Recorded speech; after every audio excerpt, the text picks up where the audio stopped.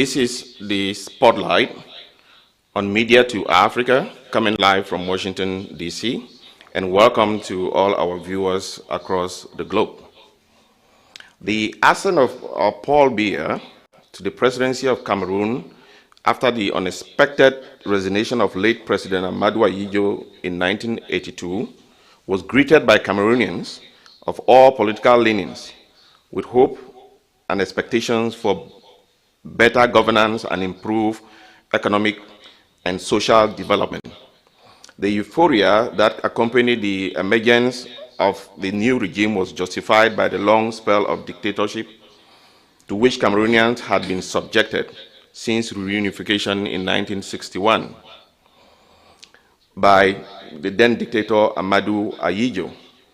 The country's first president had built and sustained an authoritarian government apparatus based on an extensive network of patronage.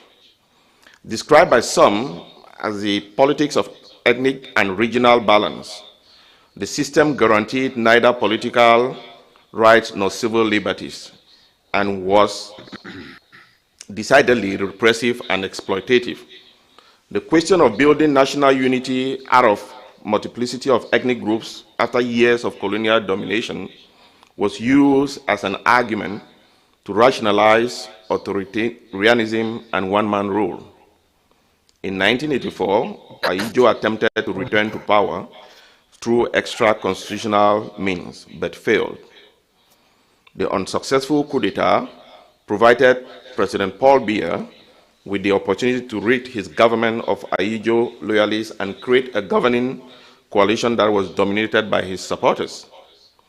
In addition, he launched a new political agenda called the New Deal, characterized by rigor and moralization. He argued that his government would be characterized by zero tolerance of corruption, new emphasis on democratic governance, and more freedom for Cameroonians to express themselves and participate effectively in the development of the country. Cameroonians of all political persuasions, through motions of support, unanimously endorsed these ideals, and in doing so gave Paul Biya the legitimacy that he needed to rule the country. Many individuals and groups throughout the country saw Paul Biya's New Deal signaling the dawn of a new era in the country's struggle for political, social, and economic development. Unfortunately, the Biya regime, rather than departing from the patronage system that it inherited from the Amadou Ahidjo's government, has perfected and amplified it, and has continued to employ it to enhance its ability to monopolize political space and resource allocation in the country. Today, Cameroon has degenerated into a political world that is governed and dominated by narcissistic self-gratification in which motions of support are not only meant to flatter the despot, but are designed to obtain resources or favors for individuals and regions. Reminiscent of the Ahidjo's years, all national achievements are attributed to the President of the Republic. Break.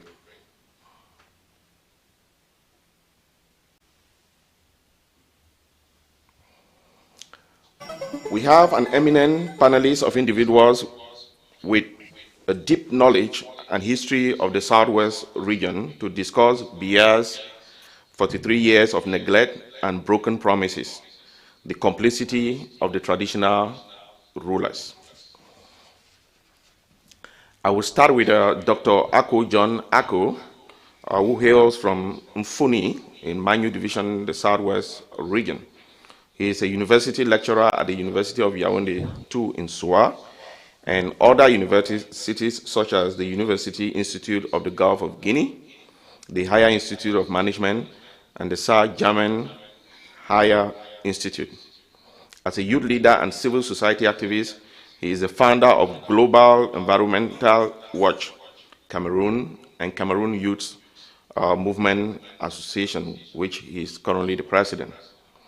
As a media consultant, Dr. Ako's incisive and hard-hitting commentary has made him a formidable critic of Cameroon's pervasive corruption, tribalism, favoritism, and misgovernance. He is the president and one of the founders of the Association of Civil Societies for Sustainable Development in Cameroon. He is a PhD holder in law from the University of Yaoundé II in Soa. Welcome, Dr. Ako.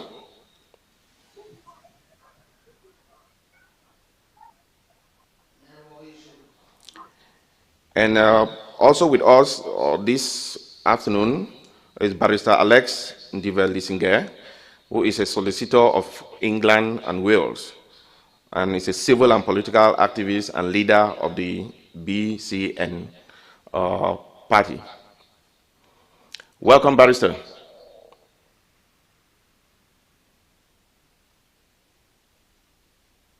And I also want to extend my warm greetings to Dr. Ako, Pablo, and I don't know somebody else who is on the panel is Mr. Ibini. So my greetings to all of them. And I presume I always like when we come on the program to exchange our view, and that's what I call an Anglo-Saxon culture because we have different views and opinions. It's always important that unlike what is happening in the Cameroon, you will hardly see people of different political opinion coming on one platform, the minister or opposition leaders. We don't do that. So I'm very happy that when we sit on a platform like this, we come together and share our opinion. That is how it's work. I don't believe in politics of hatred. I believe that when we sit on one platform, we talk. I believe we can understand each other, unlike Mr. Biya, who is an invisible president. Thank you, Barrister, and you're welcome to the spotlight. With me here in the studio is Sese Kushe Dr. Christmas Ebini Atemako.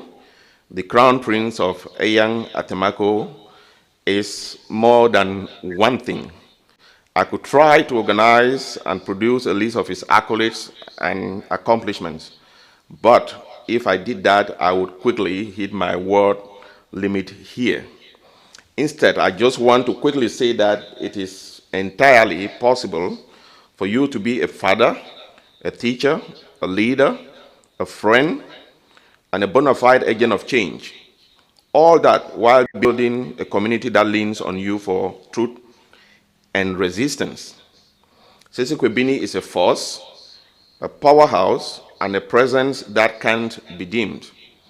He has a principled and audacious voice and has consistently pursued the truth and spoken powerfully against injustice. His voice has been pivotal in elevating the most consequential issues in our communities and bringing the concerns and voices of Southern Cameroonians from the margins to the headlines. Sese Kwebini over the years has impacted so many in profound ways within the Cameroonian community, not only in Cameroon, but here in the diaspora. Sese Kwebini, welcome to the spotlight. Thank you, Mr. Tabenyang. I used to call you Secretary Tabenyang, Chairman, all of those titles. You too, you've been a young, dynamic leader of the community. And I just also want to... can you hear me now? I just also want to express my appreciation and the privilege of being on this panel with Barrister Lissinger and Dr. Ako. I've been reading them, and I know this opportunity of us being on the same panel together would be a great chance for us to share some thoughts, even in disagreement, but still that would be elevating to our people and our causes. Thank you, Seseku, Dr. Ebini. And joining us remotely today is our permanent consultant to the spotlight, Mr. Kenneth Day. Kenneth, welcome to the show.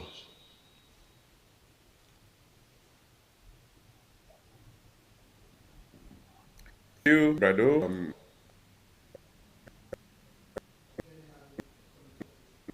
Fellow panelists, Barrister Alex Linger, Dr. Ako, Shea Sisik, big guy, Vini. Thank you. So we're going to go straight into the topic of conversation for today. We decided to spotlight the Southwest region. I think it's the first in our series of looking at the 10 regions of the Republic of Cameroon. The 43 years of broken promises and neglect of the Southwest region with the complicity of the traditional rulers.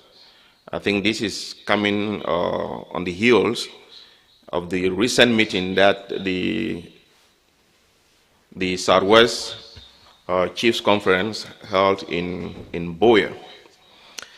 A few weeks back, the National Council of Traditional Rulers of Cameroon said, after a thorough assessment of the political atmosphere in Cameroon, they have decided to give their full and unflinching support to the candidacy of Paul Biya in the forthcoming presidential elections. And that opened the floodgate of buffoonery that happens every 7 years with meaningless motions of support.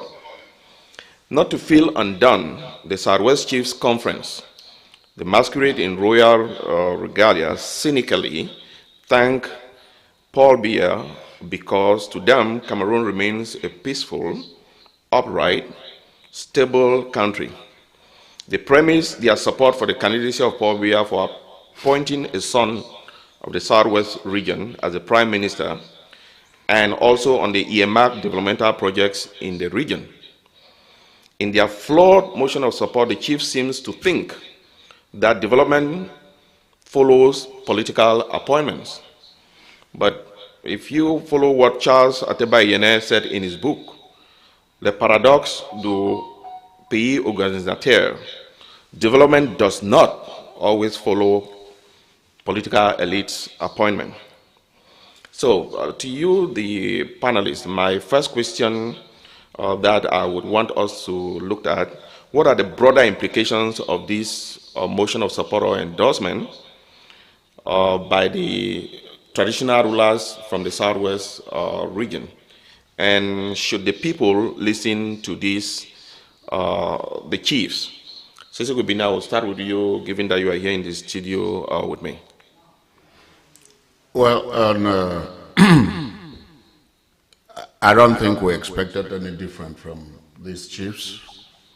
I don't want to disrespect the institution of chieftaincy because that's a very important institution.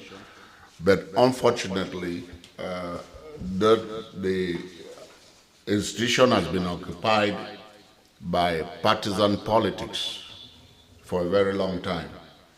And we are here, I particularly, when I look at the Southwestern politics, I come from the premise of a Southern Cameroonian, in the, which I believe that these actions of this chief is what has been responsible for the total destruction of the political standing of Southern Cameroons in its union with La République.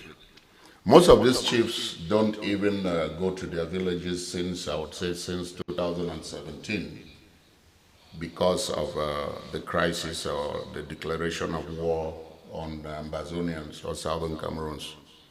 So when I see their action, knowing who they are, I focus more on our own rally, the people's rally, to be able to form a force against their actions. Because there is no other thing that these chiefs were going to do than to try to support Paul Biya. There's no in between. They are not very courageous people who can tell even the political system of some of the wrongdoings and how it affects their own people. So they are chiefs for themselves, not for the kingdoms and the people that they claim to be chiefs over. Dr. Ako, what are the broad implications, if I may redirect the questions to you, of these actions by the traditional rulers of the Southwest region?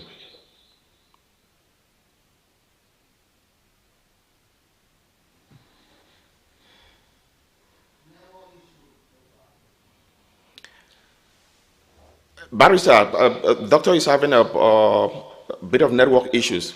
I am going to direct the questions again to you. What are the broader implications of the motion of support by the Southwest Chiefs Conference asking Biya to run again for another 7-year term to try and finish what, according to them, Napoleon left undone? I see ignorance. In the Cameroons, we have one man, one vote. We don't have block votes. So when I see this impartiality, because I heard like what Seseseko Bini said, you don't want to disrespect people. When people are I look at them, they are disrespecting themselves. If I'm calling a state, I'm telling them, I don't look at them like traditional chief, because when you look at what a traditional chief is, these are people who uphold our custom. That's their job. And custom is what? It's a way of life that people are living. And when they have jumped in another way of life now, by now jumping into politics, they don't have impartiality. I remember Chief Dr. Edeli, people like presidents, they used to go and meet him in Mukunda behind motor park in Boya. They will go and meet him. Even Nigerian politicians, they will come and go to his house. When you look at the late fund of Bali, I usually used to go to Bali to see that fund. But today, these people are like beggars, because we should call a spade a spade. They don't have that respect. When I was in Boya, the fund guy, he came to Boya in our house. You used to look at those people, you respect them. When you look at Dr. Endeli today, these people, they say, okay, we are supporting Mr. Biya. Okay, tell me why you supporting Mr. Biya? Is it because of the deep sea port that he promised in Mankom Bamenda, where I was present there more than 35 years ago? Is that why you want to give a motion for Mr. Biya to stay? When you talk again, is it because they want to maintain Mr. Biya to stay in power because of the ring road he promised? In the United Kingdom, when you promise something, you don't do it, they say you are a liar. Boris Johnson resigned because he was a liar. And Mr. Biya is a liar. We should call a spade a spade. And these people are sidelining or the people to stand shoulder to shoulder with Mr. Biya. I want them to tell us, is it because of the good hospital that Mr. Biya have constructed? Is it because of Wadawum, Tico International Airport, Cameroon Bank, Tico Waf or whatsoever? So why are they supporting Mr. Biya? We have what we call in the Cameroons politics of personality call. Ever since the reintroduction of multipartyism in the Cameroon, Mr. Biya goes for election. He doesn't say why he's standing, and he doesn't understand certain things. You talk about New Deal. Mr. Biya copied New Deal from the then American president, Franklin Roosevelt. He talked about New Deal because of the Great Depression that was in America. He brought up some measures, some reform on public service, on projects and finances. But the fact is, when you look at Mr. Biya, he cannot deal with finances in Cameroon projects. Why? Because he is still using the cooperation agreement. France have to manufacture our money. France have to determine the socio-political orientation of our country. France have to do these things. We went to school. Today I ask myself, in the Cameroons, why was I studying Napoleon Bonaparte to do what we did? So you see, the system, if we want to talk about Bia's failure, they have signed a system that is the continuation of slavery. That's what's going on. As things stands in the Cameroon, even you look at the Constitution of Cameroon, Article 65, as we're saying, oh, they don't have rules or what. The law is very clear. They have Universal Declaration of Human Rights. You don't have to beat people, torture people. But we see them, they torture them. You read their laws. Their laws are okay, but they don't follow the law because the law in Cameroon is Pobia, Atanganji, Ayolo, Ngongo, Grigua Ouna. They are the law. They don't even read their own constitution. They don't follow it. And at the end of the day, Cameroon is not run like a state. It's not run like a state. If you look, what is the function of a government? The function of a government was to maintain law and order, enforce law. assist the people economically and socially. In their constitution, they say they will distribute the resources of the country to each and every individual. So the point to go back, when the chiefs, they say they are giving support because of stability and peace. Peace is not about war. If I sit in my house, I don't have something to eat, there is no peace. If you sit somewhere and you cannot have money to pay your hospital bill, there is no peace. When I was growing in Biya, hospital was free.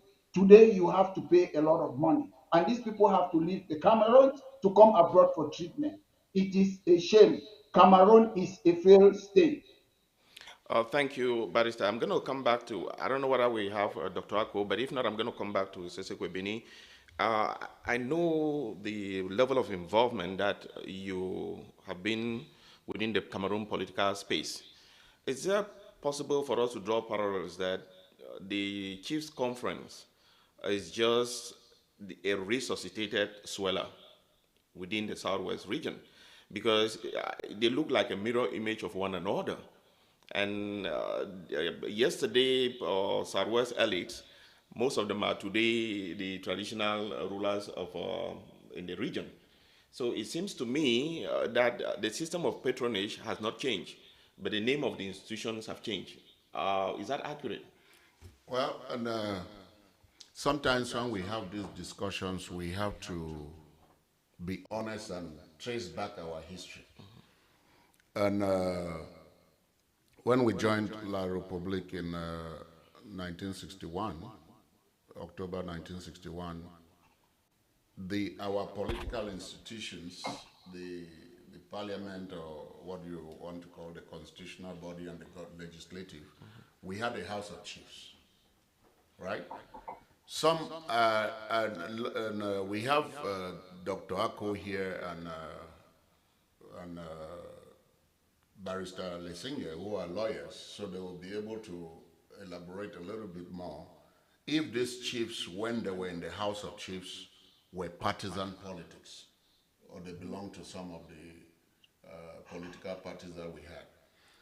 But if you trace it and take it back to 1966, when multi-party was abolished, we still had the House of Chiefs, we still had West Cameroon, right? This House of Chiefs could have been diverted completely into political structures that they belonged to the sole political party that existed in the country then, which was CNU. And that's part of the problem we're having. I see a chart that is circulating on social media of our government, with the House of Chiefs, our government in 1968. By 1968, right? If we had West Cameroon, or we had a federation, we only had it in name.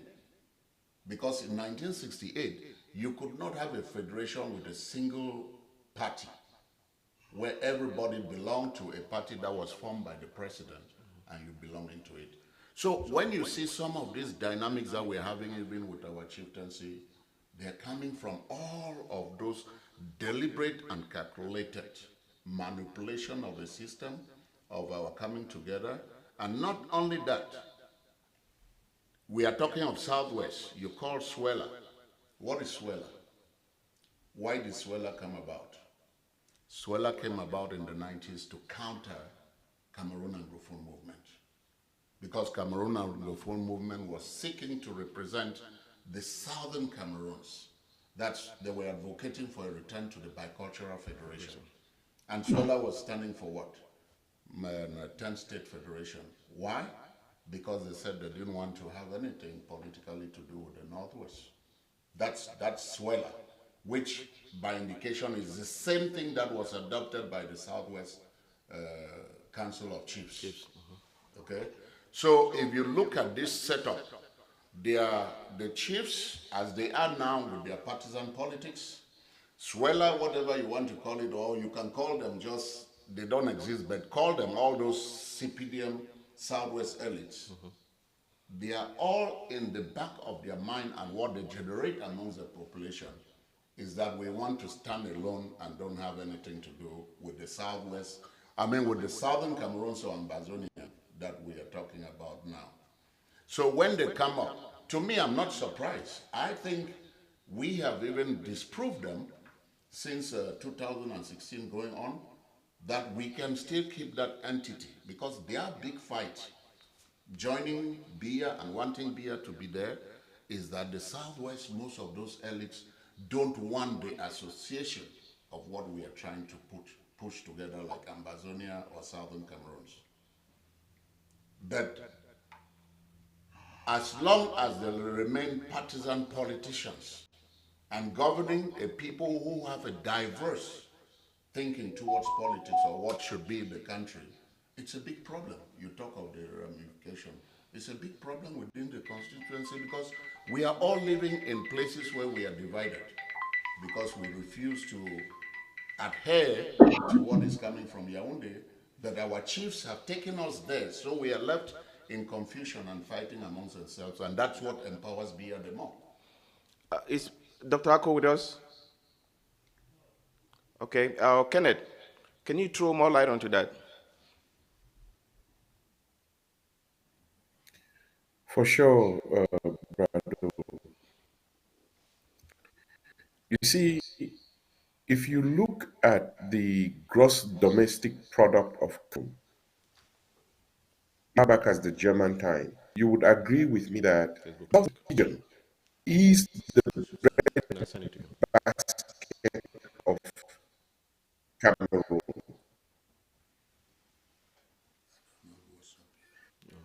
The Germans expropriated from the Bakweri.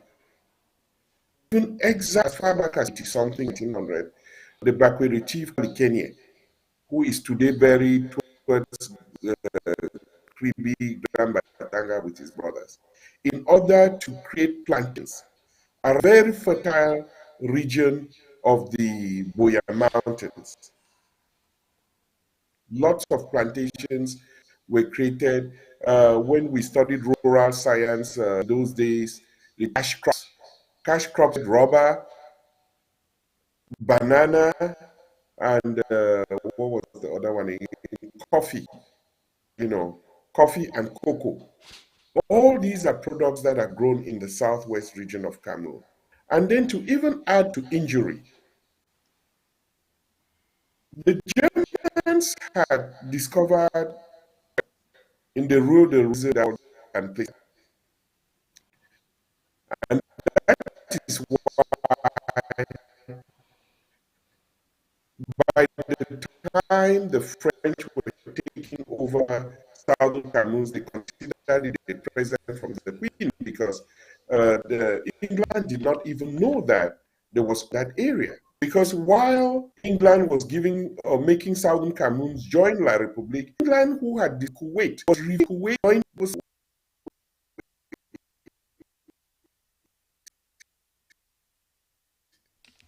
So Kenneth, we're having by a the problem with time you. Amadou Ahidjo Kenneth, please. hijacked the treasury. Yes, Yeah. Barrister, I'm going to come back over to you. I know the issues you were trying to address, we have them subsequently down during these discussions. Lati, can we get the first video, please?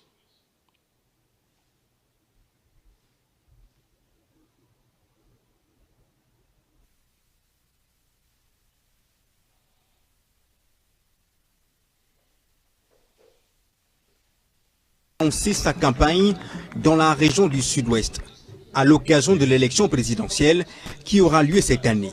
En appelant à la candidature de Paul Biya, les autorités traditionnelles du Sud-Ouest veulent renouveler leur confiance envers le chef de l'État au regard des initiatives prises en leur faveur, notamment la nomination d'un fils du terroir au poste de Premier ministre chef du gouvernement, ainsi que d'autres au sein de l'administration camerounaise.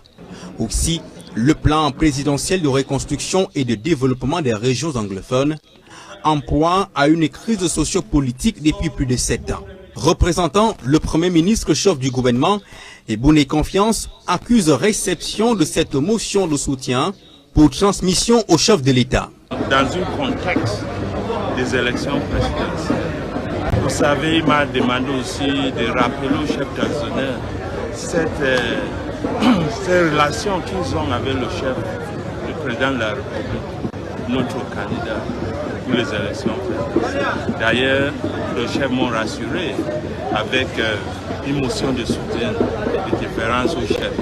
La motion de soutien au chef de l'État a été annoncée lors de la conférence des chefs traditionnels du Sud-Ouest tenue à Limbé le 22 février 2025, également sanctionnée par l'élection du président de la dite association. What I feel is joy and pride. You're always honored when you are elected. As for what I am going to do, I was member of the outgoing executive, so I have the roadmap already. We are going to reinforce the preparation. I think that is excerpts of the meeting that was held in Biya by the Southwest Chiefs Conference. How do I get onto the Wi-Fi system? My next series of questions are going to go back to that particular conference and the role of the traditional rulers.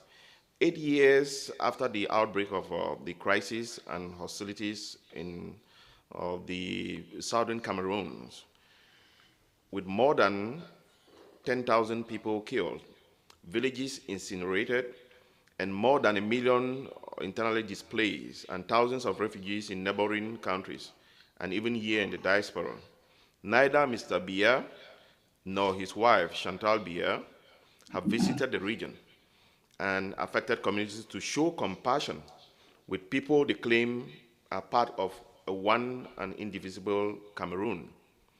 Mr. Biya has indicated he could run again to succeed himself, and the chiefs are urging him to do so. Do we really think that given the present dispensation and the complete neglect of the region in the middle of a war, is it right for these traditional rulers to be urging the 92-year-old octogenarian to run again based on the simple argument that Mr. Biya has appointed a son of the soil and has earmarked development projects in the region, Sisoko? To tell you the truth, I try very much not to disrespect the institution of chieftains because I am a cultural person myself. I'm a Sisoko. I'm a chief from the Northwest too. I respect the institution of culture, chieftaincy. But to tell you the truth, any group of people who move around with such crowns and act like this don't deserve any respect. We all have the report card of Mr. Paul Biya. Many years as Prime Minister, quiet, silent Prime Minister under Ahidjo. going 42, what is it again? 42, 3 years. I'm missing count. As president of this country, the country that he met, even though he was taking it from a dictatorship, from Ahidjo was a dictatorship, but at least he met a country where people were, at least to a certain extent, having a level of contentment. There was peace, even if it was induced peace. Look at the state of the country today. All of these chiefs who are sitting here, to ask a man who took the military and sent to the ground to kill his own citizens, who just rose up to say, Father, we need change. We need certain things change. They were not even asking him to not be president.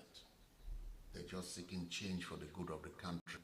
And they have watched their own children raped, killed, homes destroyed, children not going to school.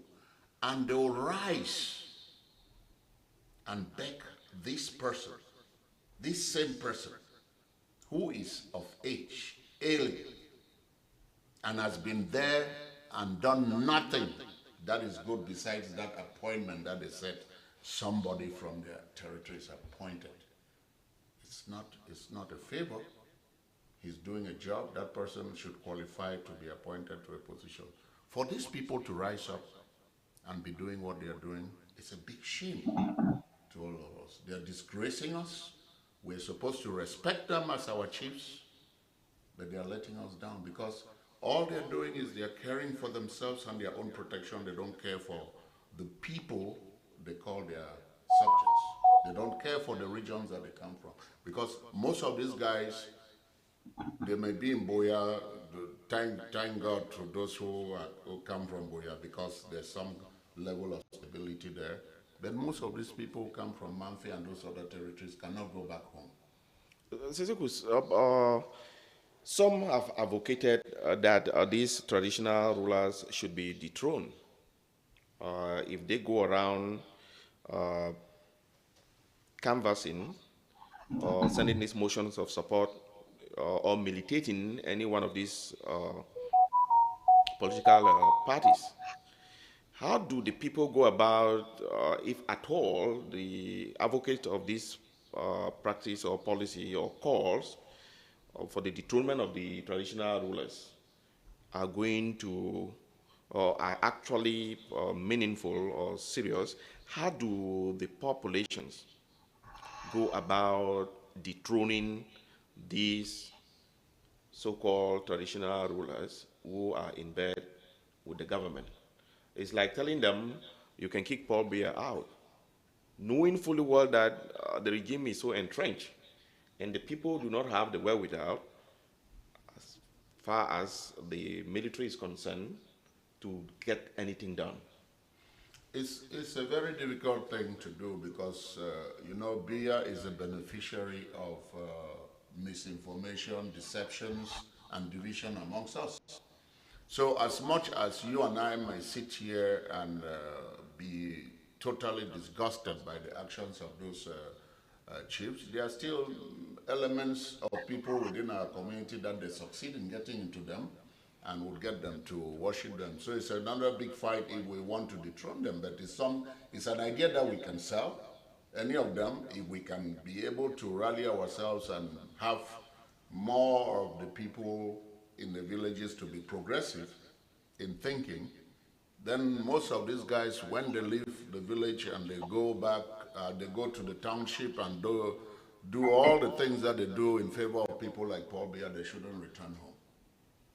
But we don't have that force yet, and unfortunately, even though we are talking in a progressive sense, we have not been able to do the work to get the people very much on our side. So they still benefit from that too. Barrister, I'm going to come to you. I think it would require exceptional deception of logical proportions to qualify Cameroon as peaceful, upright, stable, respected and admired country. How do you explain the signature of the chiefs and funds from the southwest region and the northwest region, who have been calling for peace to return to the region and the country, for them to publicly now assert that the region is peaceful and stable? And that is why they think that Biya should continue for the next 7 years to again finish what is left undone after 43 years. How do you really explain what is the mindset of these politicians? What really explains the Before I idea answer your that question, I just want to just a little bit of diversion. I understand what Seseko was talking about, Suela, and how this new form of chief is a similar, which I agree. But what I would like to say is that a region is an administrative unit. We are not regions. We are people of Southern Cameroon. In England, United Kingdom, we have 12 regions. People don't say they are regions. They are English, they are Scottish, they are Wales or from Northern Ireland. That's them. In Cameroon, we have la République du Cameroon and British Cameroons, so West Cameroons. So region are just administrative unit. When people say I'm a Southwesterner, you cannot be an administrative unit. So we are the Northwest and Southwest is a country. That's how I look at it. And it's a fact. If a constitutional lecturer or expert will tell you that. So we cannot be regions. It's an administrative unit to govern a place. We have Northwest and Southwest in England. England have 9 regions. Scotland have 1 region. Northern Ireland have 1 region, and Wales have 1 region. 12 regions in United, but they don't talk about region because it's administrative unit. These things are being manufactured, or they are trying to distort our history to make us something. And another point again, I don't like to use this word reunification, because you cannot reunite what was not existing. Rio dos Cameros was a Portuguese sugar slave plantation. You cannot reunite it. So we became a country when Dr. Endeli was heading British Cameroon, West Cameroon, Southern Cameroon, and Ahijo was heading. And a country doesn't need to be independent, because England is not independent, it's a country, it's in the United Kingdom. Scotland is not independent, it's a country in the United Kingdom. So 2 countries came together in British Cameroon, in the Cameroon. Unfortunately, France and La République de Cameroon have annexed British Cameroon. So I just want that clarification, let it be there. And to go back to say there is peace in Cameroon, I went to the national dialogue. I was in the presence of, is it Chief Ebako, Cardinal Tumi. They were arguing, and I was filming it live on my Facebook. Cardinal Tumi was saying that the federal system was working before 1972. Ebako was saying that, Chief Ebako was saying, no, no, no, no. He was complaining that, no, we don't need federation.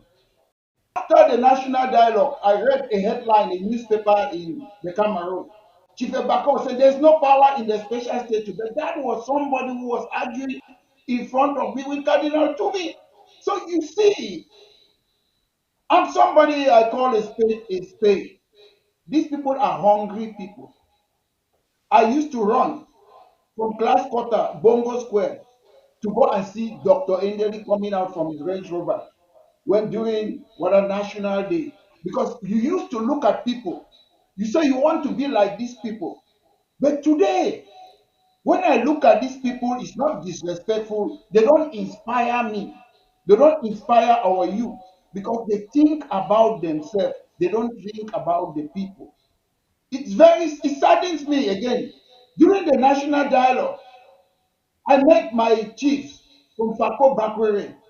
They held their drafted constitution for federalism. Nobody even looked at them. I have a picture with them. It was a sad situation.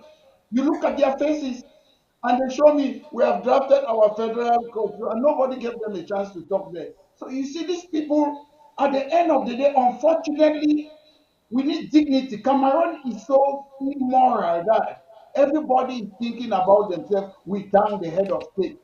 Mr. Biya doesn't own Cameroon. When I sit here, I scrutinize or I challenge the government. I don't hate Mr. Biya. I don't. But at the end of the day, we sit in a country where we say we have opposition. If Mr. Biya is the president of the Cameroon, he should stand so that they should ask him questions. But he doesn't. Cameroon is not run like a country, it's a personal property. And when we were young, we were growing up, you don't hear we thank the head of state. It's a system now to gain employment. Everybody is looking for himself. People don't care about the country that we are together, the Cameroons. Nobody cares about it. I talk with them. The chief, the paramount chief of Biya was here. I went there, I met him. Chief Mukete too was here in Leicester. I went there. I have no problem with them. But to me, when I sit here, I look at the act, they are a disgrace.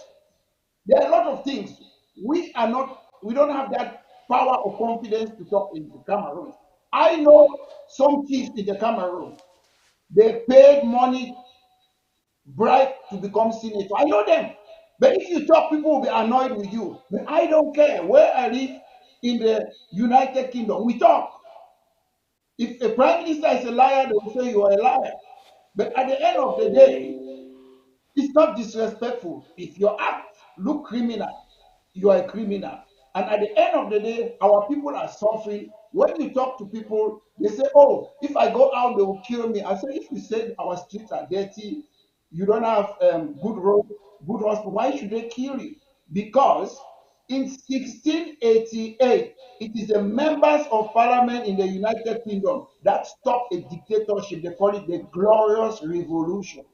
But today, nobody is willing to do anything in the Cameroon.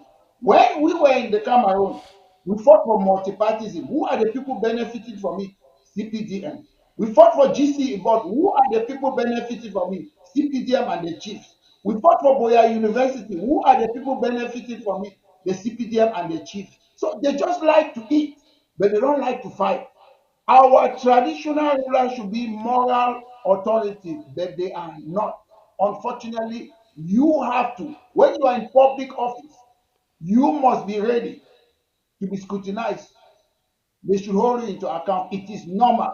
And when you don't want people to challenge you in public as a public figure, the chiefs are public figure. If they don't want to change you, then if you cannot accept it, then you are not fit to be a chief. It is obvious. Because I remember I was very young when Mr. Biya came to power. Mr. Biya said the chiefs, they should be apolitical. They should not do politics. Then Mr. Biya came and realized you have to use this chief just like the unelected governors, unelected SDO, or to steal election. That's why Mr. Biya brought them back in. They steal election, they assist. Not all of them, but Mr. Biya brought them back into politics because you need them to steal election. They are still like the unelected governors and you. Dr. Ako, can you come in? I think we were having some connection issues with you. If you are with us, can you give us your thoughts on the broader implications of the call or the motion of support from the Southwest Chiefs towards President Biya to run again?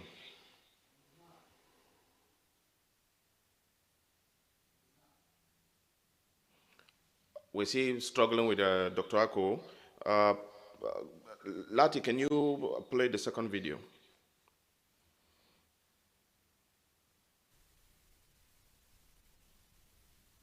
Hey, as I be say, as well the talk, so people then their skin it make so for inside some kind. Say who said the pikin don't come out again with some kind of thing there.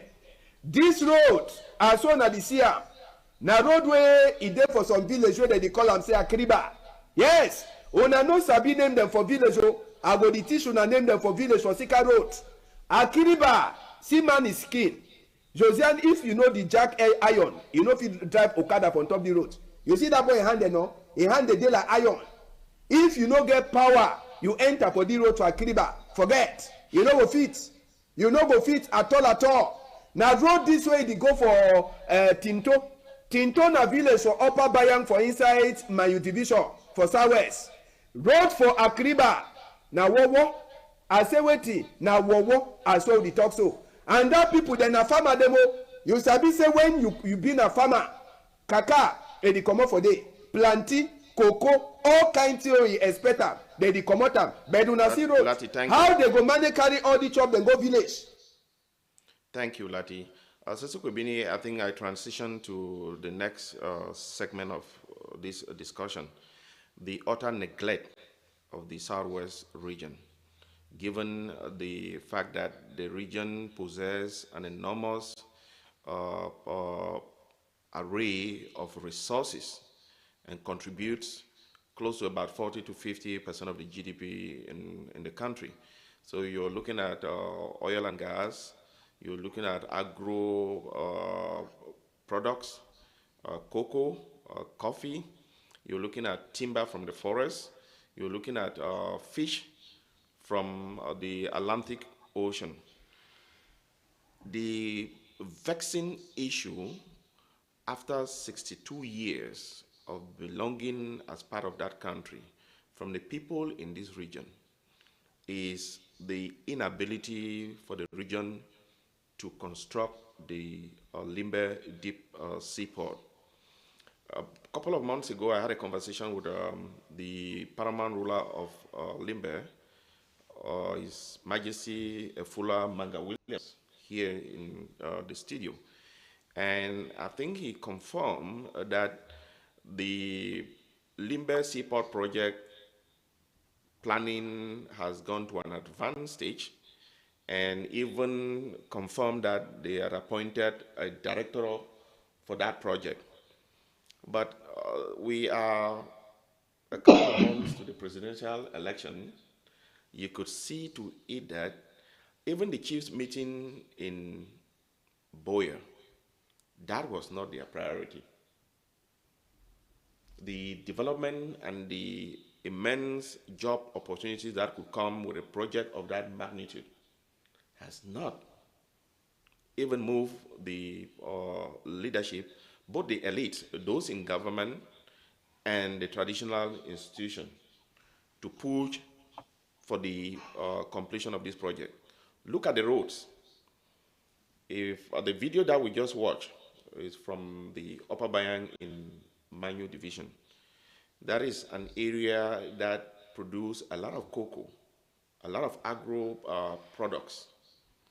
But even the non-existence of farm to market roads hampers the activities of the local indigents.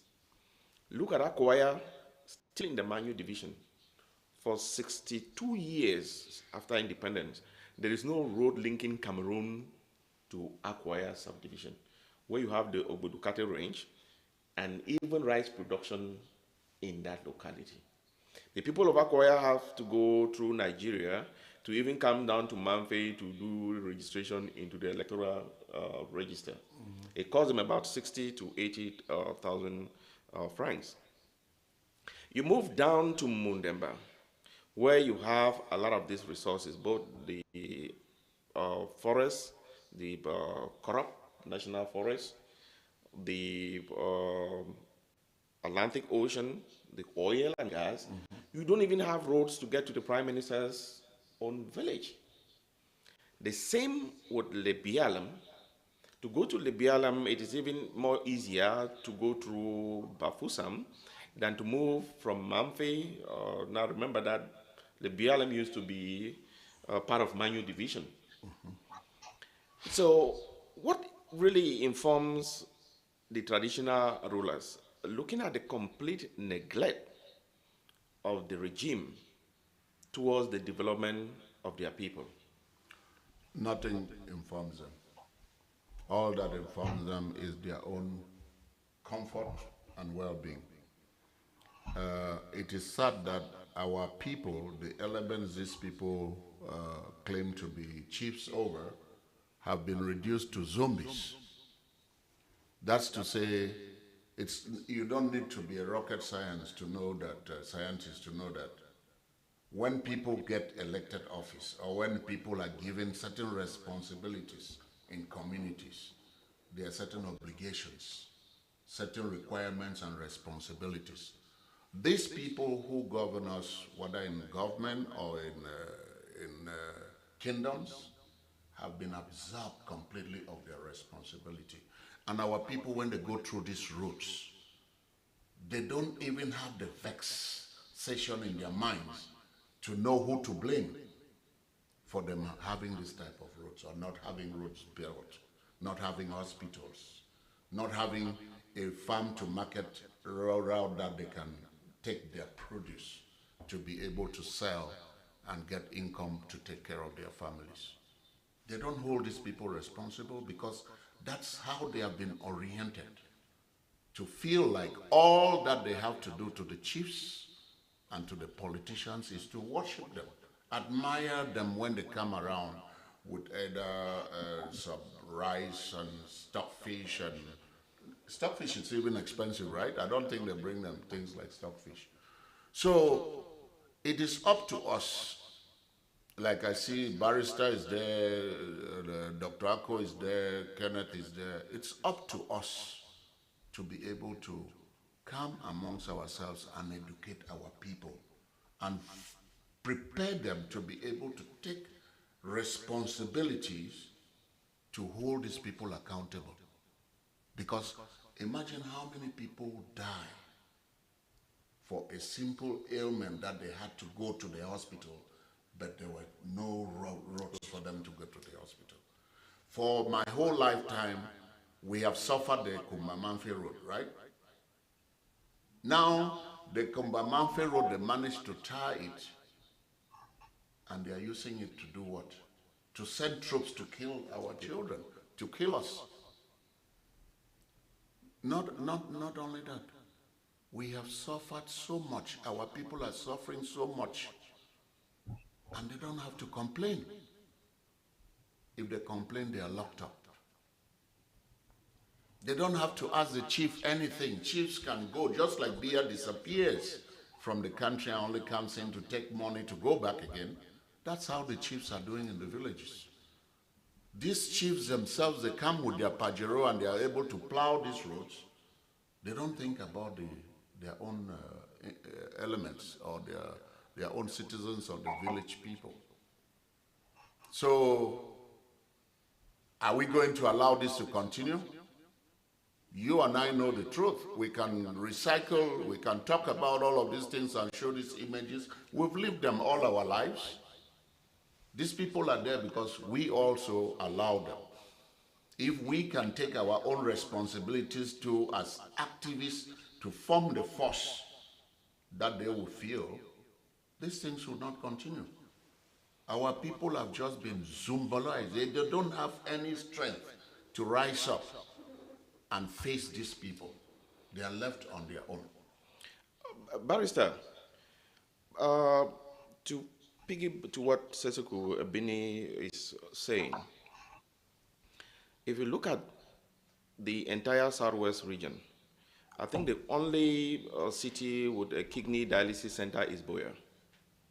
So people have to go through the bad road network from Mundemba, from Lebialem, from Kupe Manunguba, from Manu to go to Biya.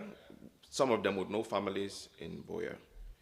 And this is in addition with already the deplorable state of economic stagnation in the region. But do you really think that is it just all because of belly politics that these so-called traditional rulers are engaged in this system of patronage?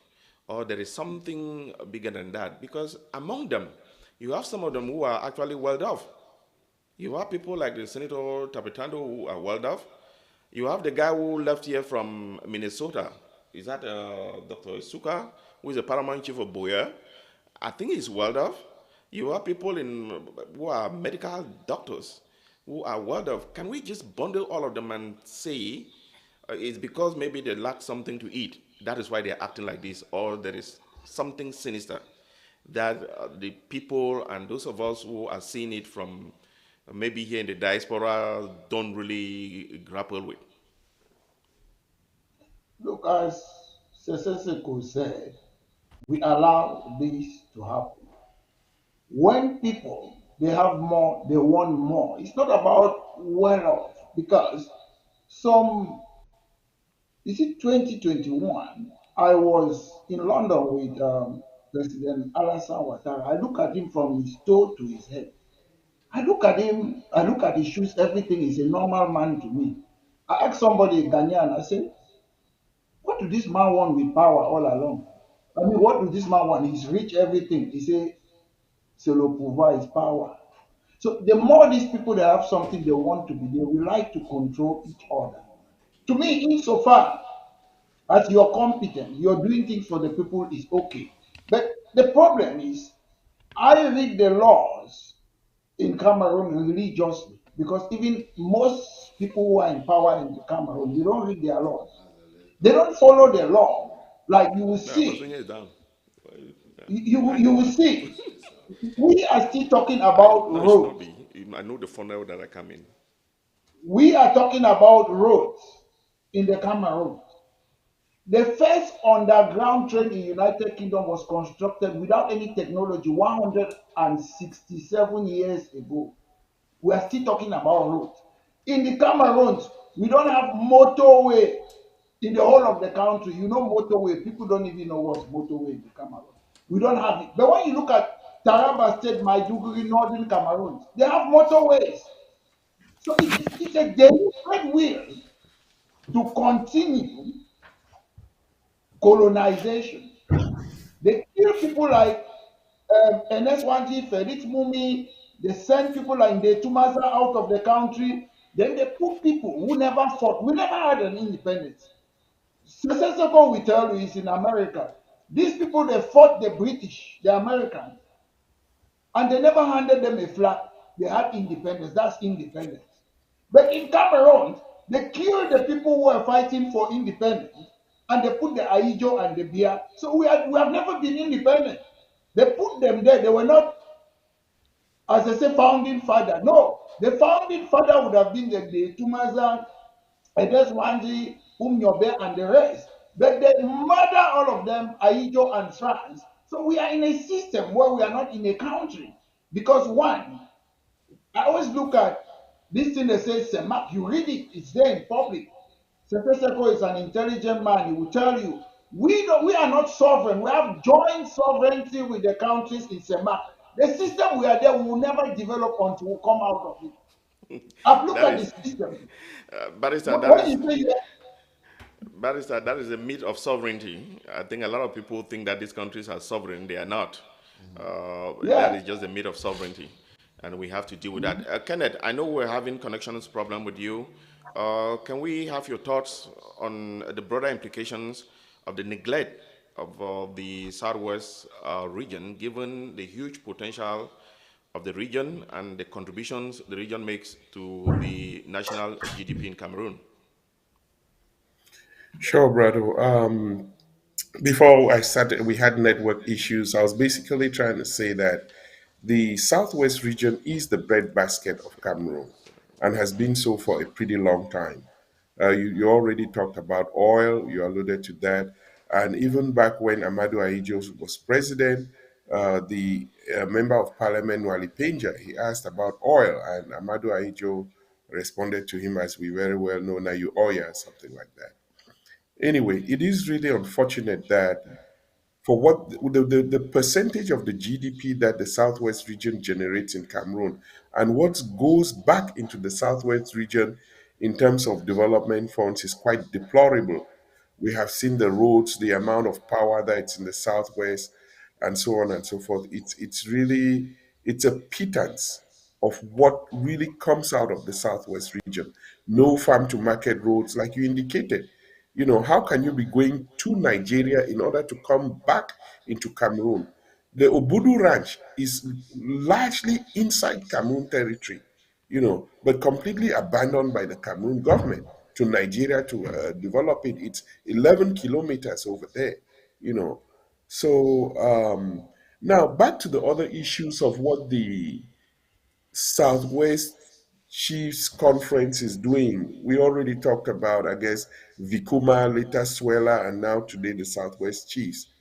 The Biya regime has done a wonderful job to systematically destroy our traditional institutions. And that is why instead of having these guys represent the real cultural institutions that they are, they've been reduced to, they've been pauperized and reduced to beggars today. I don't recall the last time Paul Biya visited any chief in Cameroon, whether it's in the north, in the southwest, the northwest, what have you. I don't recall if he ever, the last time Paul Biya ever did that. So we are in a very deplorable state of affairs with this regime. And the amount of hypocrisy, I don't know, this thing has been going on for a very, very long time. The Southwest chiefs in their right mind, they've not asked or are asking for Paul Biya to be president of Cameroon again. This is somebody who has killed across the board a lot of people across so many villages, across so many divisions in the Southwest region. And today we want to accept that, oh, the Southwest chiefs are asking for him to be their candidate. I mean, that is an anomaly. I don't think so. It just doesn't add up, you know. Thank you, Kenneth. I'm going to switch to go back to what Seseku Ebene was saying, because it is most of the time easy for us to uh, criticize some of what is going on. I'm going to come back to the diaspora. All of us are here in the diaspora. The diaspora holds immense potential in the fight for the not only liberation of southern Cameroon, but even the democratic process in Cameroon. Their remittances, advocacy, and networks to international instruments of power can be instrumental in pushing for the democratic reforms. However, most in the diaspora have remained muted or have been muscled into silence. Even the chiefs and fonds who are here in the diaspora, they have not even made a pronouncement to the war in the southern Cameroons. However, even in the diaspora, the Cameroonian elites, the Southwest elites, have remained muted and oblivious to the plight of our people in this region, the leadership of the Southern Cameroons in jail. Is it fair to conclude that the diaspora elites are complicit also in the deteriorating situation in the Southern Cameroons and Cameroon in general, Seseku? The Southwest elites? Both the Southwest elites and the Cameroon elites in general. Okay, let me just throw a few things here, since we have Barrister Lisinge, Kenneth, who is a man of history, and Dr. Professor Ako. Let us put certain things into perspective. The person who designed the New Deal, well, the communal liberalism, the book that Paul Biya put out, was Singapore. We know that those ideas did not come from Paul Biya himself. Singapore did that. And then when we talk of neglect, up to today, Cameroon, even after they won the case that Bakassi is theirs, Bakassi Peninsula is theirs, due to the continuous neglect, that Bakassi is still occupied by foreigners, Nigerians, and they are having conflicts there up to today, and I think Nigeria might end up taking Bakassi. I know Kenneth had a special interest in Bakassi when it was going on, and he was reporting very much. I also want to add here that I know we are here on a Southwest Chiefs program, but we should understand that Biya stay in power. The program is spotlighting the Southwest region, and the chiefs are part of the conversation today. And that's why we're looking at all aspects. Everything is on the table. Yes. All aspects So, of life in the Southwest. so I want to say, as much as we are suffering this within the Southwest, it's a national problem within the whole of Cameroon. And the neglect issue is one that is a thing that all of the citizens of Cameroon are suffering from, because their chiefs are doing exactly what the Southwest chiefs are doing. They were even the first who came and started this charade of going around to call for Paul Biya. And just to refresh Kenneth's memory, when he talked about Hijo talking about the Oya Naya Oya, it was one Ipenya, and I'm glad you brought the Obudu Ranch. I have a friend who was very, very focused on advocating for the Obudu Ranch, Padim Bawa, who ran the Cameroon Post. So back to what you're saying. Southwest elites. You know, the Southwest elites was anything that has to do with elites in the Southwest is political. And when we talk political of the Southwest most of the time, outside of you and I, who are seen as renegades, as troublemakers, It's always something that has to do with CPDM, nothing else. So the elites are still pandering to CPDM, whether they be in the diaspora or they be at home. You and I have to have struggles here, even within our own communities, like Manu community, even in our local meetings, to be able to bring people's awareness against the CPDM agenda right inside our own local meetings.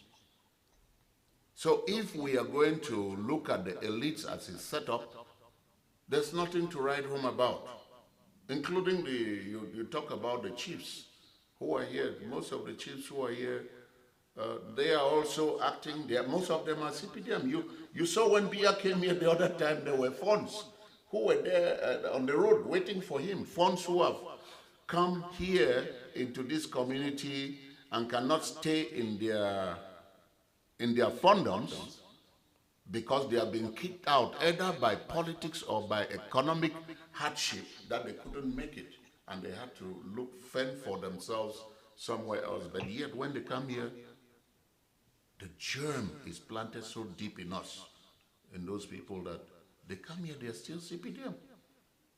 They'll kick you out even if you go to their gatherings and talk about Southern Cameroons or just general rallying to try to pressure the system for change. So when you talk elites, it's a non-issue. It's the same old stuff. The elites here are just like the funds, like the chiefs, Southwest chiefs back home. A lot of them, secretly, if you leave them, they will go vote for Paul Biya. So we are on our own, those of us who are the progressive-minded people. And I come to challenge us too, that we are not doing our own work well to hold these people accountable. We cannot be complaining. I'm tired of complaining. I want to see our own action, the results of our own action. We've been complaining about these chiefs for the for the length of our lifetime. We've been complaining about the roads. As we are sitting here, you look at the road from going to Akiriba. If you go look at the records, you'll see that children of generations yet unborn are already indebted from money that was borrowed to build that road. What happens to that money? They come here, they borrow money from the West here, that they are going to build roads. They take the money, they steal the money back into the economy of the West, or else America or whatever.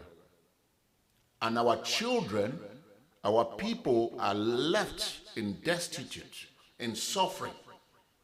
And even their children's children would still be paying the debt of the loan that was taken and stolen back. So that's our predicament. So when we sit here, I know that Kenneth is progressively minded. It doesn't matter our differences with Barrister Lisinga. I am more about challenging us. We cannot complain forever. I would like for people to look behind and see the righteousness of what we are offering to follow. We cannot be complaining in a vacuum. And Barrister, over to you, because this is not only limited to, like we were focusing on the chiefs. I felt that looking at those of us in the diaspora, even those in academia, you have universities that are supposed to be hotbeds of activism, and you have really distinguished professors who lecture in some of these major universities, but you have not heard any sign of them even pushing the issues in Cameroon in some of these campuses where they have these opportunities and this network. What could really explain the complacency and the lack of courage for us here in the diaspora? And like Cecil Kwebini is saying, we cannot just keep complaining. Because even with the progressive-minded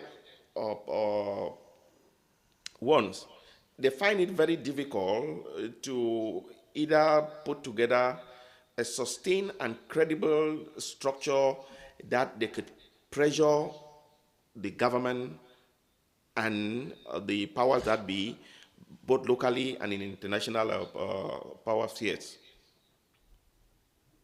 To be fair to me, I look at certain things, whether it's activism or what, it's a matter of conviction. And sometimes a single person can change a narrative. In America, we know what Rosa Parks did in a bus. I don't really blame people because you are not in their shoes. To me, is to do what? Like powerful in the Kenneth. I'm sure you were in CPC Bali when we walked. I don't know, you were definitely there. We walked to come and stop all the school because Rene Zengele wanted to change in the mid 80s, wanted to change Yes. all the assimilate the English system. We walk and we stop it. People were arrested when we were going back in the motor park valley. You do those things. So to me, I don't believe everybody should behave the same way. But at the end of the day, the little you can do, you should do it. Because sometimes I've seen friends who are doctors, experts. Sometimes say, I'm going to this program. Can you come and join us on this program? They say, no, I'm not good. I cannot go and stand and talk in front of the TV. Even when we used to go to churches in the Cameroon, before you go sometime to go and give offerings, you panic. So not everybody have got that that will or power to come and stand and talk or do certain things. But however, I believe that we are different. You have people who can enlighten people like the French Revolution. You have like Voltaire, Jean-Jacques Rousseau, Montesquieu. Some people they act like individuals. Some people they act in a group, and you focus on what you are doing. Like in South Africa, they were fighting against the apartheid regime. You have ANC, they were fighting. Focus on what? The apartheid regime. You had Communist Party led by Joe Slovo, Chris Hani. You had Inkatha Freedom Movement. Inkatha was against violence, but they say it was against Mandela. They were not Buthelezi, he was for them. You have Sabokwe, who was there too, fighting the same thing in Pan-African thing. But they focused on what they were doing. But our problem sometimes is that, to me personally, we can talk like powerful. I know we went to CPC. Sometimes you are afraid, you don't know who is who. The government of La République du Cameroon can come and put people in, plant people inside our midst. And sometimes you want to do something like in the early 1950s, monolistic Cameroon, our country. We wasted our time. Then SDF came again, we fought again. Chairman Fundi dismissed all Nyowakai, Professor Songani, Nyowakai. You saw all those people there, then you went and joined CPDM again. Now we have come Ambazonia. You don't know who is who. Some of us sometimes we focus on what is. If you are doing something that is good, that will bring change, keep on doing it. We don't need, because we are not all in the same group doesn't mean we are not focusing. What are you fighting for? Focus on those things. The government of the Cameroon, they like to bring all of us in one group, then they destroy it. That's what they do. Insofar as people focus on what we are doing, whether you're a lecturer, anybody can contribute in his or her own way. That's how I look at it. So as it brings changes, because to me, one thing I'm good at, I look at the laws of La République du Cameroon. I know they don't follow their law. I point it out. Look at, it's not only Longue. We saw it. What happened? Let me use Longue. How can you be torturing your people when Article 55, Universal Declaration, the preamble is part and part of your constitution? You're torturing people when your constitution says you shouldn't do it. So that's why I say we have politics of personification. We don't have constitutional democracy in the Cameroon. The constitution in the Cameroon is just a window dressing exercise. They don't follow it. Look at this man. Is it Wazizi? We don't know the whereabouts of Wazizi. They say le Cameroun c'est un état de droit. Look at Martinez Zogo. What takes them all the how many years today? Why can they not try Martinez Zogo? The case haven't gone on. So we live in a zodiacal garden. Cameroon is a zoo to me, and the people who are running it, they are not fit, they are not competent. I will say this time and again, they are not fit for purpose. You go to Yaoundé, I will use only Yaoundé. You see the streets are so dirty. If you cannot clean your street, how can you be a president or a governor or whatsoever? So at the end of the day, I call a spade a spade. Mr. Biya is not fit for purpose. Ayolo is not fit for purpose. Unelected governor, they are not fit for purpose. Until we change the system, whether it's peacefully, nothing will change. These people are working for the French president, President Macron. That is why Mr. Biya said, Je suis meilleur élève de what? The French president. After the national dialogue, I'm going to give account. Je m'appelle Randy Kogu, French president. They are working for France. Until we stop working for France, nothing will change. I know I might bring it's a little bit controversial. I enjoy President, is it Trump? Why? Because he's making the British Prime Minister, President Macron, Zelensky, they look the way they treat African presidents. So they are making them to feel their own. So when I look at it, I laugh. Trump is calling them like schoolboys. They are coming one by one. That's what they do to African presidents. They are having a taste of their own medicine. That is really funny. Kenneth, why do we have this difficulty to mobilize ourselves here in the diaspora? I think that goes in that line of conversation. We do agree, as Seseku is pointing out here, that the progressive, I know Barisa Lisinga is arguing that you don't need the entire world to effect change. But we cannot also negate the fact that you need a critical mass of the people to really get something done when it comes to putting pressure in an entrenched and autocratic government like the one we have in Yaoundé. Because if it's just a handful of individuals, they're just going to dismiss the way they dismiss the Southern Cameroonians, that these are, what do they call it, apprentices, associates, and rogues, and terrorists trying to undermine the institutions of state in Cameroon. Why is it difficult for the people here in the diaspora, those in academia, the professionals within different industries, to really speak up strongly against what is happening in Cameroon?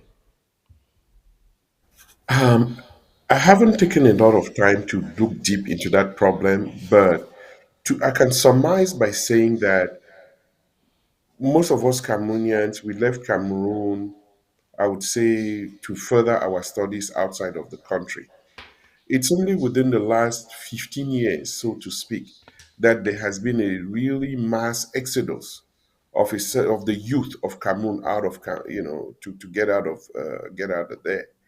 But when you look at other places or many other countries, or if we even go back to the 60s with Cameroon, you had people like Umnyobe or exiles, and all those UPC guys who left Cameroon and went out of Cameroon, and their sole purpose was political. But a lot of us are out of Cameroon, some political, some economic refugees. So there's this whole mixture. And then, I mean, if you look at things critically, the remittances which we give to Cameroon, I mean, honestly, we are aiding the Cameroon government in what they are doing because our remittances are more than what these Bretton Woods institution, IMF, World Bank, and what have you give the government. It is way more than that. But So Kenneth, that is true. But what explains the fact that we have not been able to mobilize or coordinate our activities to have an impact on the ground? well, that's a really difficult question, Brado.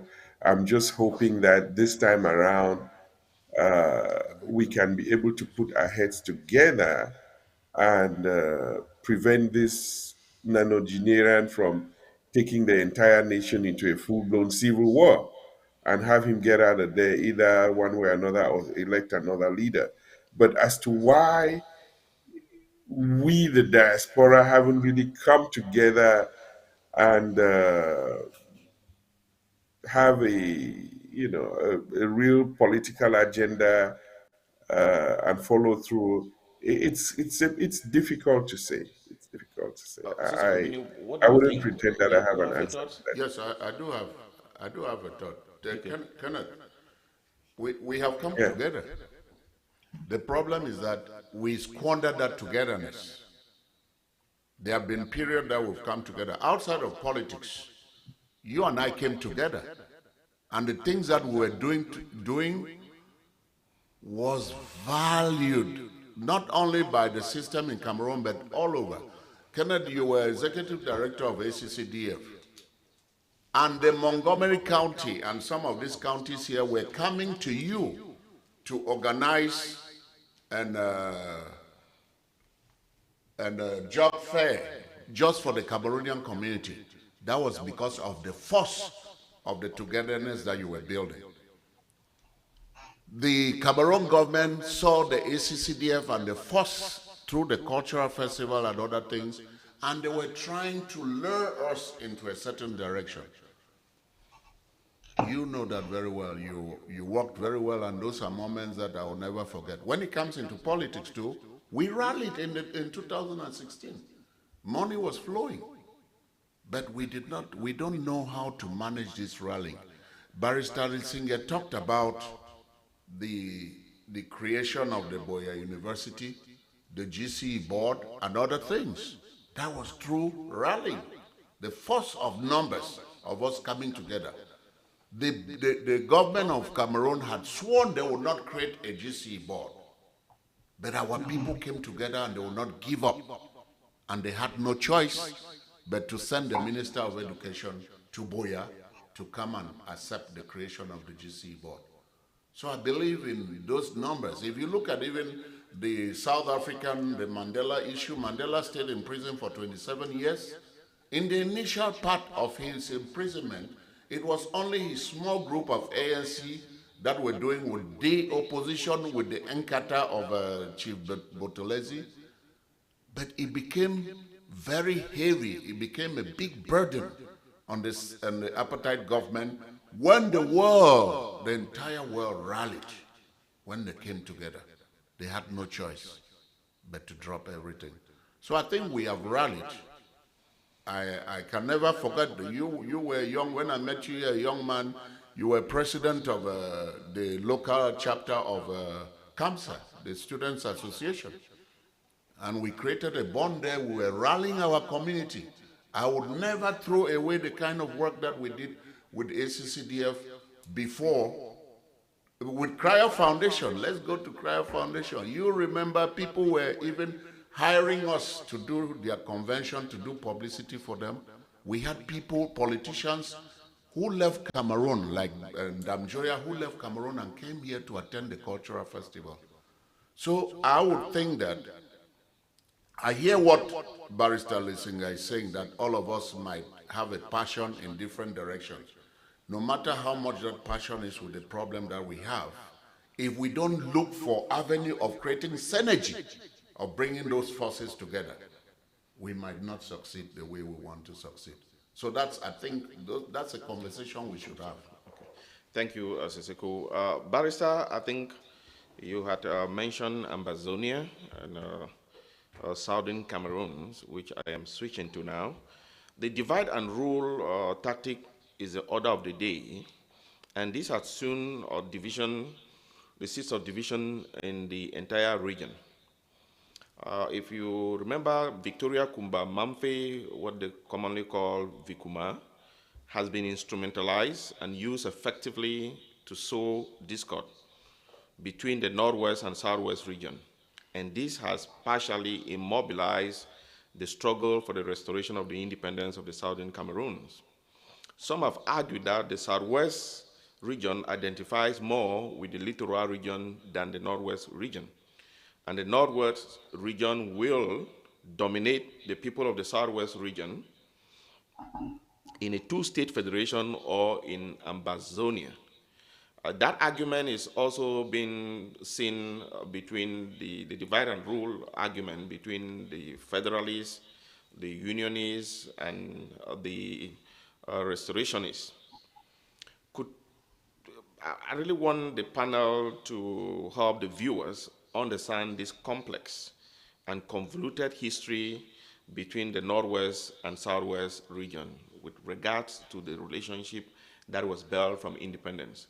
What drives this seeming discord or the fear of the domination of the Northwest region by the Southwest, people of the Southwest region. I thought you wanted Yeah, the Barrister, yeah, barrister Barrister. to go first. Barrister, go Yeah, first. what I will start by saying, the reason we started having political parties is because people are different. People are entitled to their opinion, not their facts. The most recent poll, which I understand when late Cardinal Tumi was alive, he said about 90% of people of British Cameroon, they want independence. So how do we transform this poll into having a mandate? All through my life, I've believed in Southern Cameroon. I've never been a militant in CNU, rebranded TPDM or AZ. I've never in my life, because I don't believe in politics of personality call. But however, I've came to again in the United Kingdom.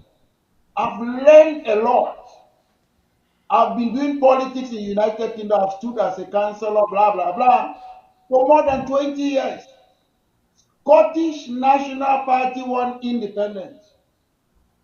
These people in Northern Ireland, they have been fighting for decades because they want to join Republic of Ireland. Welsh have got a party. Flemish in Belgium, they want independence.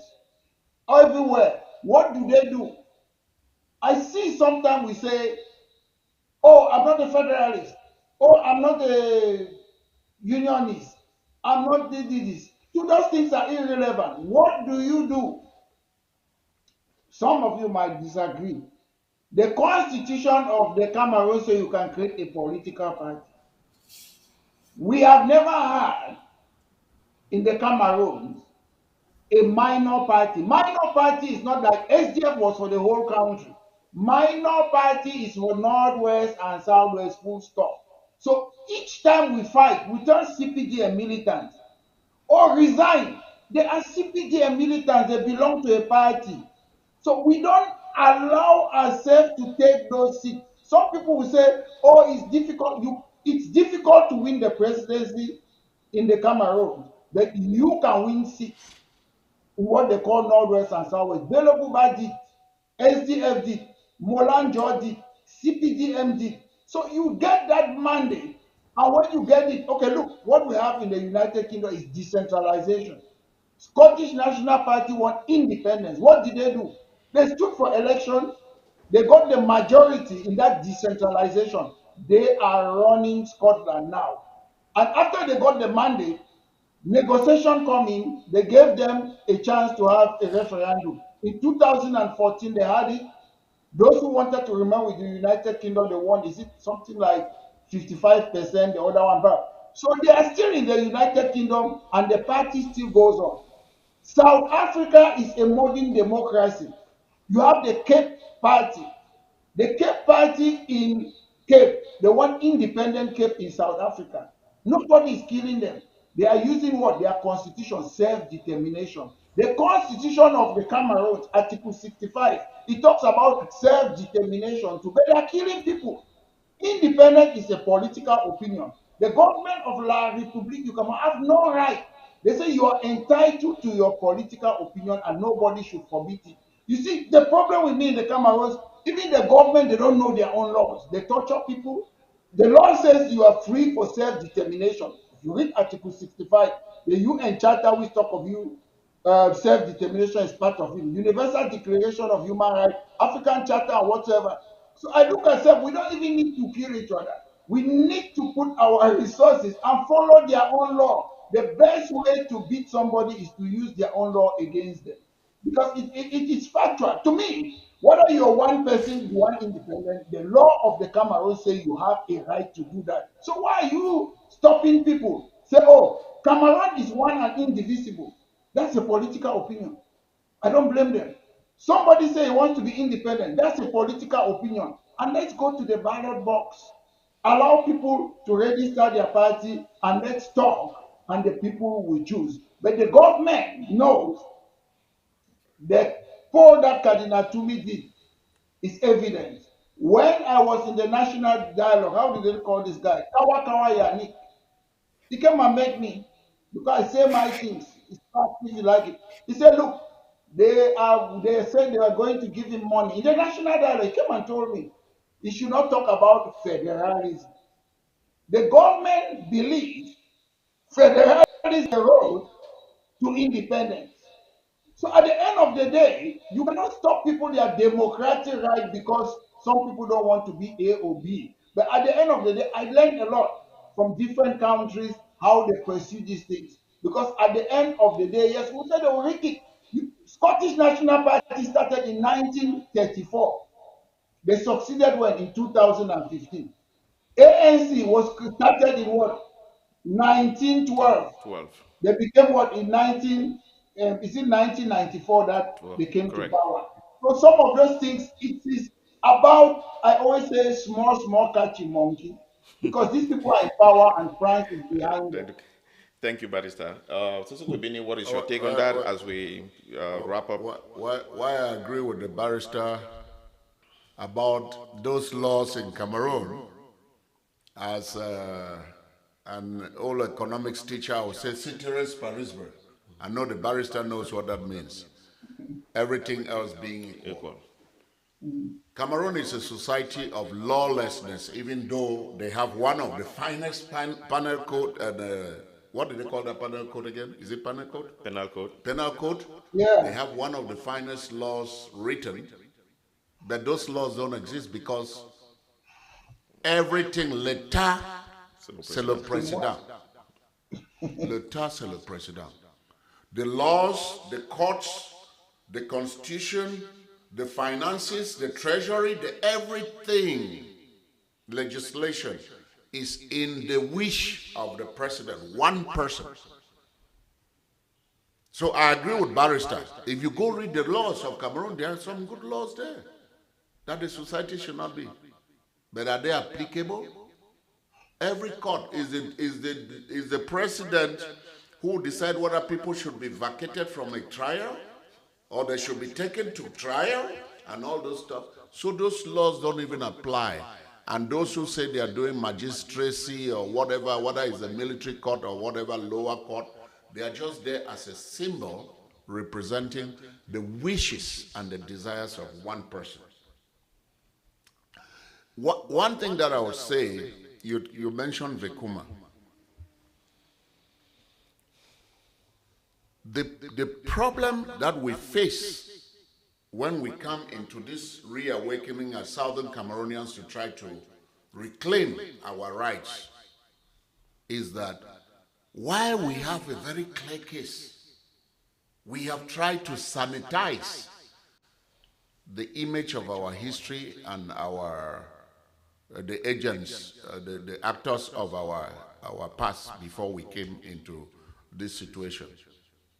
There is no need for us to lie about Southern Cameroons. There is no need for us to lie about Resolution 1608. It is very clear. There is no need for us to lie about the plebiscite of 11 February 1961. It is very clear. It was a bad deal for us, but those things existed in their own. And they are very clear. We don't need to lie about it.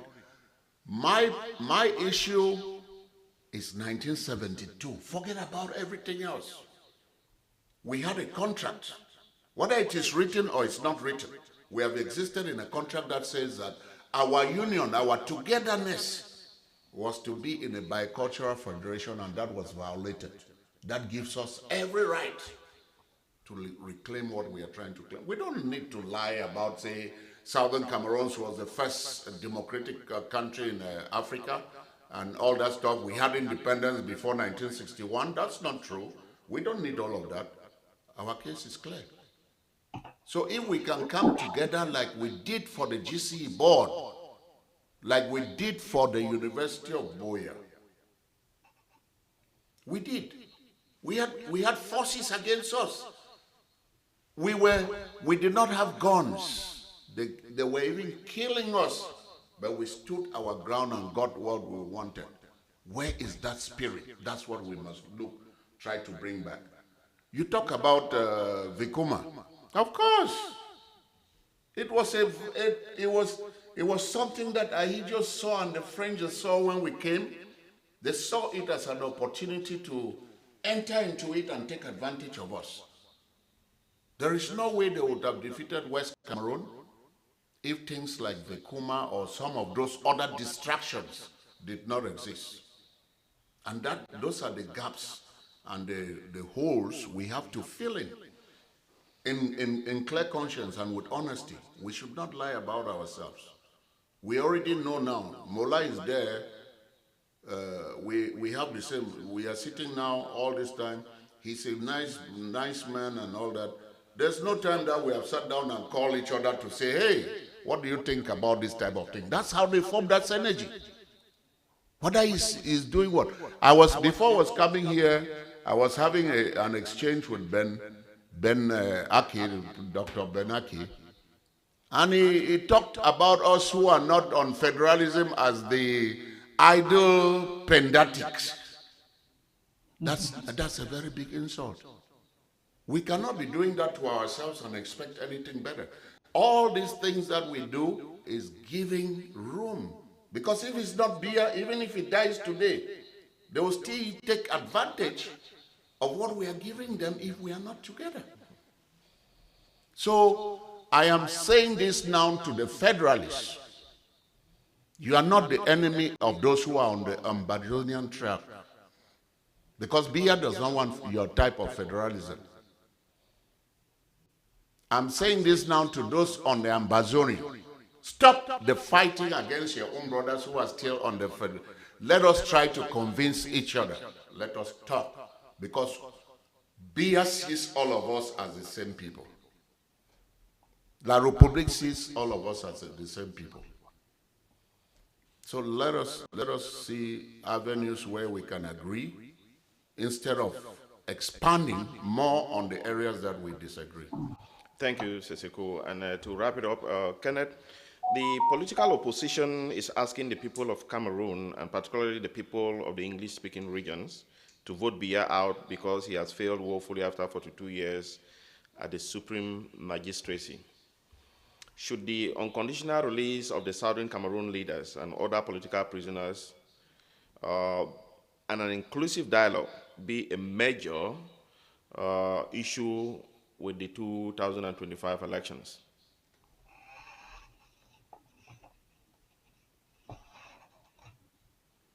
Kenneth? Yes. Can you hear me? Okay. No, we didn't hear you. Okay, great.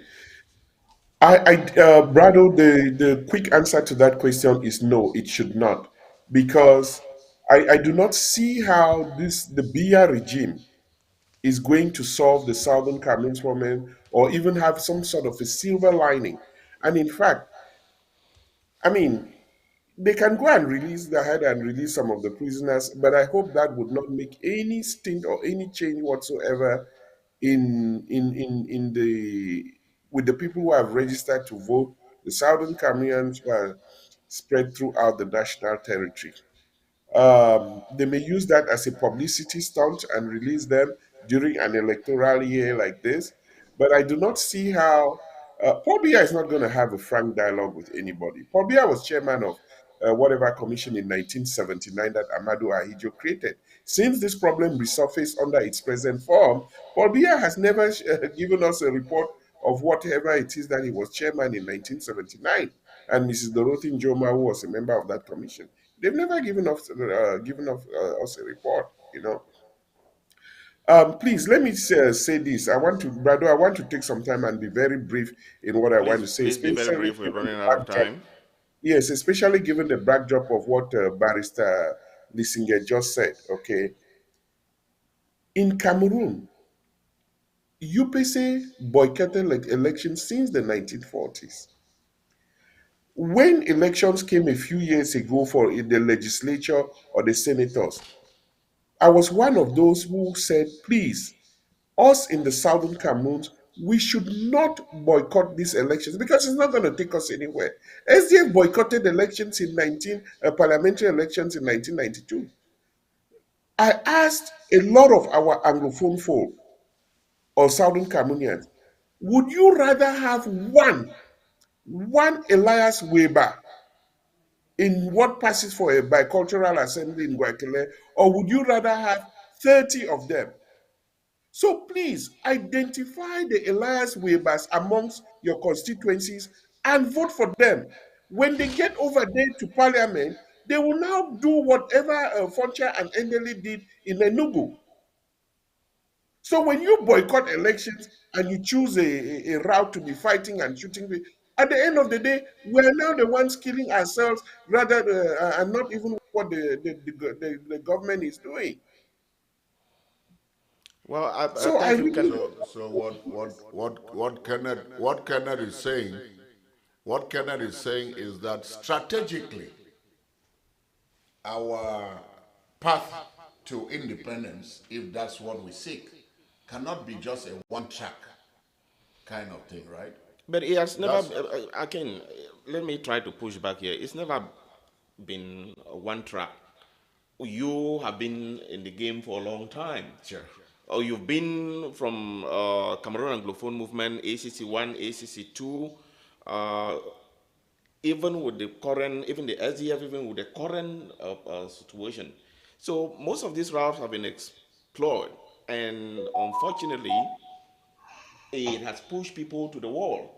I don't think that it is fair for the people who have taken up weapons to defend themselves for us to say, oh, we are not killing ourselves. The government created the enabling environment for what is going on. You are not even sure whether the government is not responsible for some of the killing that is happening within some of these communities. Brado, let me clarify.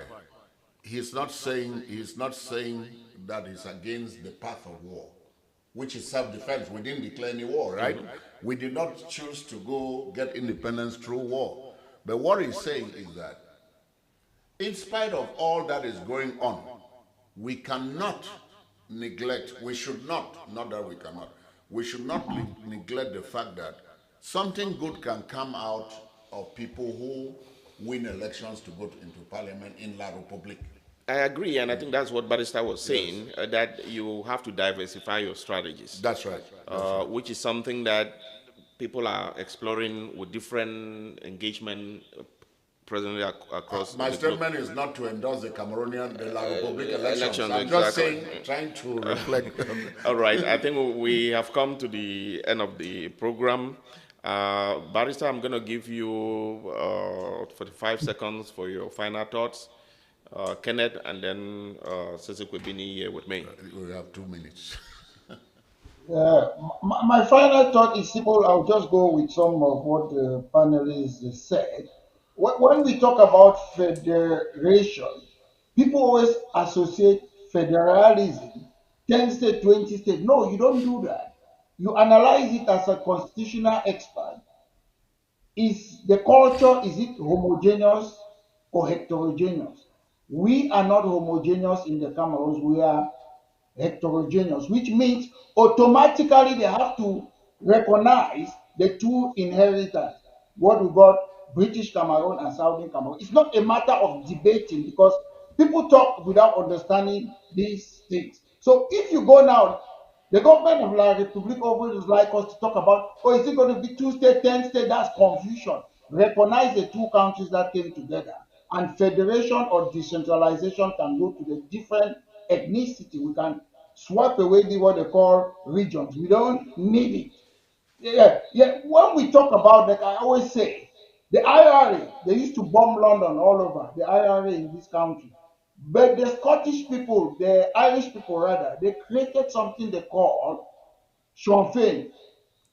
We ourselves, that's a political party. Because in, is it 1916, they attacked the British government. They wanted independence in Ireland. What happened? The British government arrested the leader and shot them in firing squad, killed all of them. They said, okay, we have political party now. Then they created that party. They won absolute majority. That's what they did, and that's how Ireland, Republic of Ireland, had its independence. Same Northern Ireland, which is still part of the United Kingdom. They went now, the same party that's the Republic of Ireland, they have the same party in the United Kingdom. They are using that party for the first time, was it last year? They have a majority in the parliament now. and they are looking forward in the next 10 years to ask for a referendum. So I know these people that have been fighting. Take note. One thing, my last note, I will make it very, very clear. That country is not being run by Paul Biya. Paul Biya once told us, if Yaoundé is breathing, the whole country is nice. Paul Biya told us, I'm not the president of Cameroon. Je suis meilleur élève de Mitterrand, a French president. 5 years ago, Paul Biya told us, je m'avais rendu compte à Macron about what? National dialogue. Paul Biya speaks in parables. He's telling you that I am not in charge of this country. I'm working for the French. We should read in between the line and know and tell France to stop doing what they are doing in our country. So it's very important to me. To me, I'm looking forward new strategy. I don't know whether Macron will see me. I want to put in and tell Macron, you're a young man, you're very young, let our country go. Thank you, Barrister. Kenneth.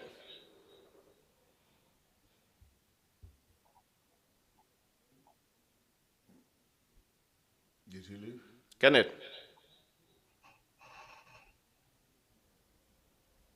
Can you hear me, please?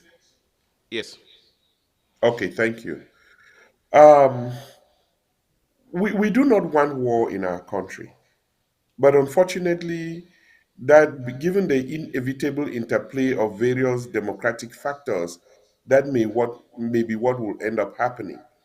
And these same Anglophones that Paul Biya rejected may end up being the people who would cause the downfall of his regime. I think as a people, as a collective in the Southwest region, in the Northwest region, regardless of how the government of the day has tried to pit us against each other, I think the last 6, 7 years has proven that Southern Cameroonians, the misgovernance, everything, that we stand tall together as one people. You know, as the, I think, is it Victoria United who calls themselves Opopo, one Popo. people, one power. Yes. Thank you, Kenneth. So we need to move strategically forward as a unit force and get these guys out of power. Our Thank you. Anglophone region has been the bedrock of politics in Cameroon, and we must forge ahead. Thank you, Kenneth. Sisiko Bini, once again, thank you. Yes. Thank you for allowing us here together, and thank you. Nice being on the panel with you, Kenneth and Barrister Lisinga. We are in big trouble. We have the spirit, the fighting spirit in us, but we don't have good organizing spirit. The Southern Cameroons or the Amazonian initiative is in big crisis because we are not together like we should be. We are not together like the spirit, the flame that was burning when Seseko Ayuktabe came on board. And since he was kidnapped and taken to Yaoundé, we've been just like lost sheep, fighting ourselves and just too disoriented. So I will be pleading with especially my two co-panelists. I always sleep and think of new ideas of bringing us together. So as we leave this panel today, I'm begging you guys that we should take the Mandela model, rechanneling and refocusing our revolution, our efforts on our captured, our leadership that is in captivity. That is not partisan politics. That is just what the whole world did for a person like Mandela, and that can bring us together. So I have an initiative that, Barrister, if you have time, I would want to talk to you off the air for us to focus our attention on rallying the world behind our revolution on our leadership that is in prison in Kondengi, and our epochs, our comrades who are Amazonian prisoners of conscience in Kondengi prisons. Thank you. So I'm pleading with you guys to push on that initiative. I would elaborate more with you. Kennedy, if you take my call, we'll do that. Thank you. Thank you, Sisiko. And again, thank you to our viewers across the globe. This is the Spotlight, weekly program live from Washington, D.C. It's been a privilege for you letting us into your homes. We would be again same time next weekend. I think it's very important that we engage in these really robust conversations to look at potential avenues where we can begin to push forward with the kind of change that we want to happen within our communities. I think I always like to end with an appeal that it is imperative that the junta releases unconditionally the leaders of the southern Cameroons, and there should be a need for a call for an inclusive dialogue to address the root causes of the war in the two English-speaking regions. Again, the opinions that we express during this show not the editorial position of the network. These are individual opinions, but are very critical as we continue in our efforts to try to clarify some of these very complex issues that have been bedeviling most of our communities. So once again, thank you and have a good night.